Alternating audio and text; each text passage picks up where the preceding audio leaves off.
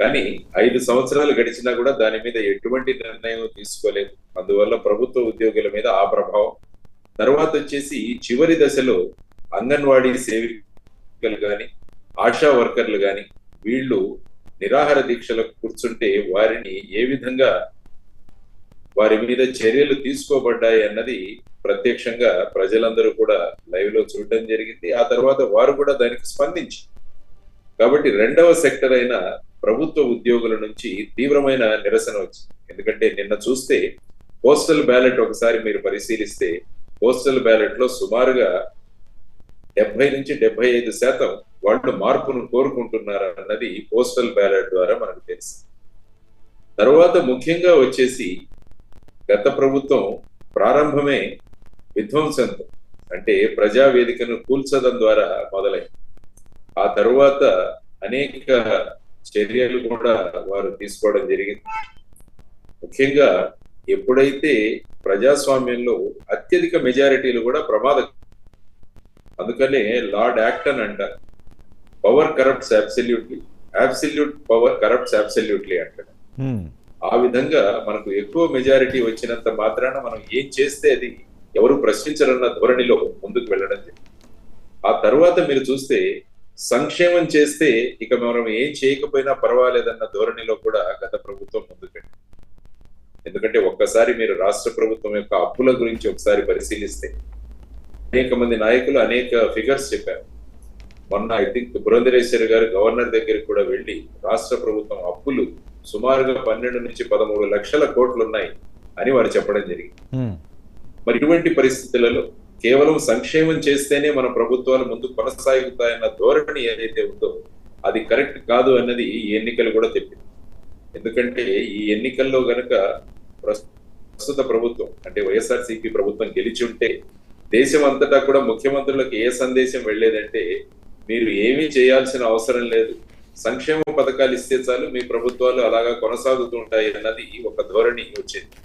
కాబట్టి ఈసారి కేవలం సంక్షేమం చేస్తేనే మేము ప్రభుత్వంలో ఉండగలము అన్న ఏదైతే ప్రభుత్వాలు అనుకుంటున్నాయో అది కూడా కరెక్ట్ కాదు. ఎందుకంటే ఎప్పుడు కూడా ఉపాధి కల్పించాలి, ఉద్యోగాలు కల్పించాలి, సంపద సృష్టించాలి, ఇవన్నీ కూడా చాలా ప్రధానమైన అంశాలు అని చెప్పి ఈ ఎన్నికల్లో మనకు తెలిసింది.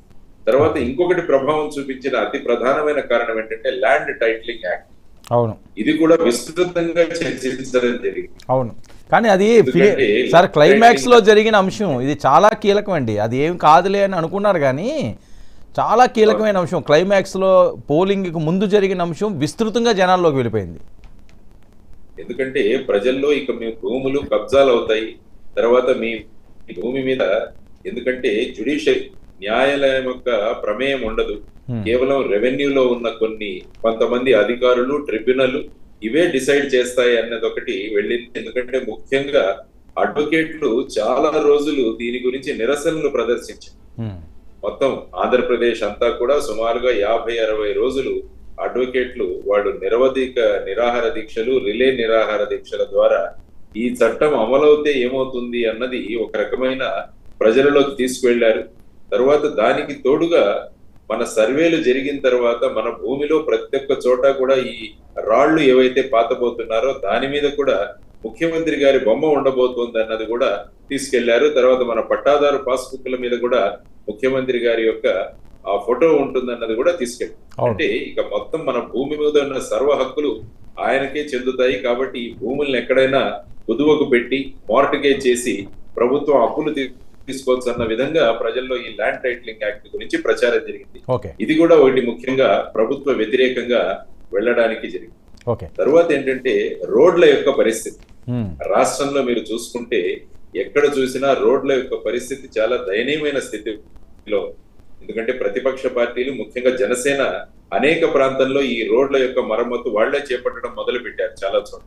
అంటే మీరు ప్రభుత్వం చేయకుంటే మేమే చేస్తామని, even I think Pawan Kalyan garu కూడా 2-3 చోట్ల ఆయన స్వయంగా వెళ్లి ఆ మట్టి తర్వాత కంకర వెళ్లి వేయడం కూడా జరిగింది. అంటే ఈ విధమైన పరిస్థితులు ఉన్నప్పుడు మీరు ఒకవైపు సంక్షేమం అని మాట్లాడుతూ రాష్ట్రంలో ఈ విధంగా రోడ్ల పరిస్థితి దయనీయంగా ఉంది అన్నది కూడా ఒక విషయం ప్రజల్లోకి వెళ్ళింది. ఆ తరువాత వచ్చేసి ఋషికొండ మీద జరిగిన నిర్మాణం, ఇది కూడా ఒకటి ప్రజలు అది నెగటివ్ గా వెళ్ళింది. ఎందుకంటే విశాఖపట్నానికి ముఖ్యంగా ఋషికొండ, తర్వాత ఇది వచ్చే సిఆర్జెడ్ జోన్ లో ఉంది.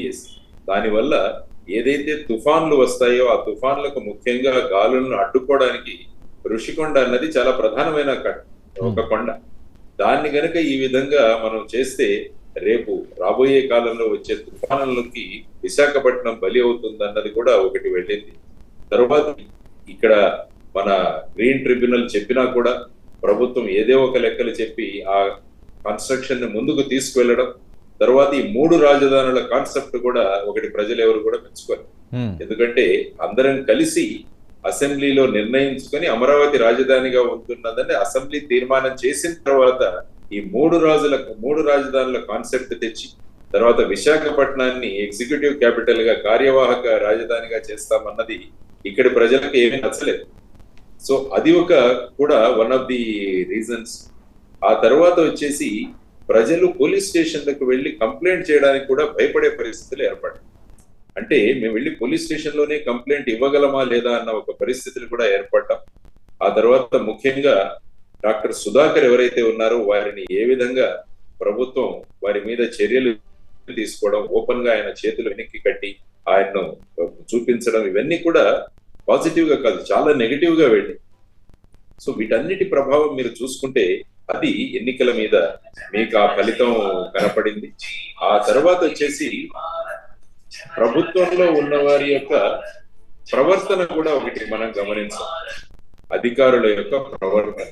ఎందుకంటే చాలా మంది ప్రజలు ఫైనల్ గా న్యాయం కోసం పబ్లిక్